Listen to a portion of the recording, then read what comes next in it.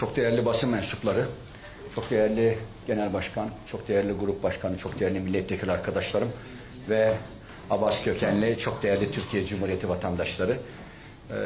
Bu konu bir insan hakları konusu, insan hakkı konusu. 1864'lü yıllardan itibaren Osmanlı'ya gelen, ardından da Türkiye Cumhuriyeti Devleti kurulduktan sonra da bizim vatandaşımız Türkiye Cumhuriyeti Devleti'nin vatandaşı olan bu kişilerin Abhazya ile ilgili olarak bir hem soydaşlık, hem dindaşlık, hem tarihtaşlık, hem de kültürdaşlık görevleri var ve mensubiyetleri var. Bu konuyla ilgili yani Türkiye'ye Abhazya pasaportlarının Türkiye'ye girişte ve Türkiye'den de oraya gidişlerde bir kimlik belgesi ve izin belgesi haline dönüşmesi noktasında bir talep, aynı zamanda sağlıkla ilgili, akrabalık, biraz önce Sayın Milletvekilimizin söylemiş olduğu gibi evliliklerle ilgili, akrabalıklarla ilgili, sevinçlerde ve acılarda, acıları ve sevinçleri paylaşma noktasında bir talep geldi. Avukat Anıt Baba Bey'den gelmişti. Anıt Baba Bey benimle görüştükten sonra ben bu konuyu hem Gürcistan temsilcileri arkadaşlarla hem de çeşitli yerlerle görüşerek acaba ne yapabiliriz diyerek düşündük ve bir basın toplantısıyla beraber kamuoyuna mal ettik bunu. Bu hassas bir konu.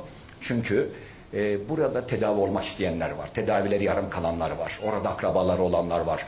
Aynı zamanda seyahat özgürlüğü var. Aynı zamanda da eğitim hakları var bu insanların. O nedenle burada hassasiyet gösterecek olan Türkiye Cumhuriyeti hükümetidir.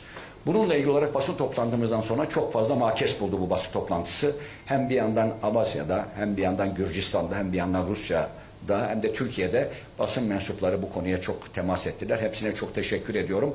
Bu konuyu takip etmeye devam edeceğiz. Bu konu Gürcistan'ın bir toprak bütünlüğüne halel getirme meselesi değildir. Kesinlikle. İkincisi, bu konu Rusya ile karşılıklı olarak bir çatışma meselesi değildir. Türkiye, Gürcistan, Rusya ve Abhazya yetkililerinin ortak konuşarak diplomasiyle halledebilecekleri çok rahat bir konudur. Biraz önce milletvekilimiz örnek verdi. Hem Türkiye-Tayvan arasındaki ilişkilerde, Kuzey Kıbrıs Türk Cumhuriyeti Türkiye ilişkilerinde bu konular aşıldı. Hem aynı zamanda Kuzey Kıbrıs'la ilgili İngiltere bu konuda çalışmalar yaptılar. Geçmişte örnekler de var.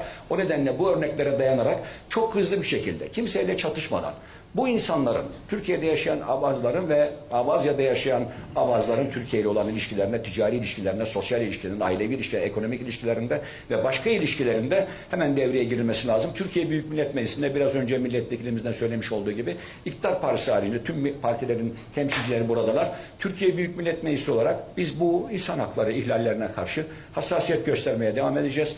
Vazifemiz neyse yapacağız. Benim de ailem, anne tarafım Kafkasya'dan Türkiye'ye 1864 sürgününde gelen bir ailedir.